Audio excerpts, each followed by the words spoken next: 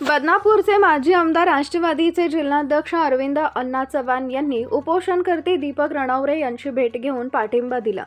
परशुराम आर्थिक विकास महामंडळ स्थापन करा या मागणीसाठी 2 दिवसापासून गांधी चमन इथं आमरण उपोषण सुरू।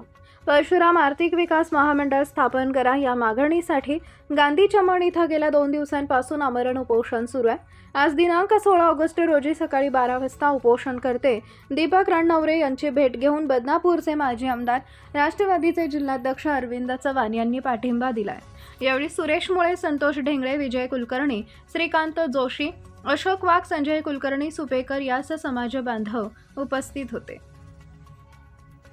आज या ठिकाणी समस्त ब्राह्मण समाज संघर्ष समितीतर्फे आमरण उपोषण चालू आहे आणि या ठिकाणी महाराष्ट्रातील विविध जिल्ह्यातून समाजासाठी काम करणारा जो वर्ग आहे ते या ठिकाणी मोठ्या पद्धतीने उपस्थित आहे।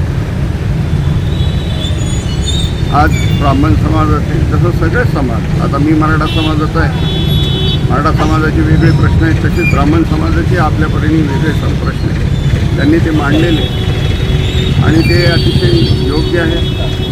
निश्चित पद्धतीनं ब्राह्मण समाजासाठी सुद्धा एक वेगळं स्वतंत्र परशुराम आर्थिक विकास महामंडळ स्थापन करण्यात यावं। आज सरकार वारकऱ्यांचं महामंडळ देतं आहे, प्रत्येकाला जे मागेल ते देतं आहे आणि मग ब्राह्मण समाजानेच काय केलं आहे त्या निश्चित पद्धतीनं ब्राह्मण समाजाच्या या मागण्यांना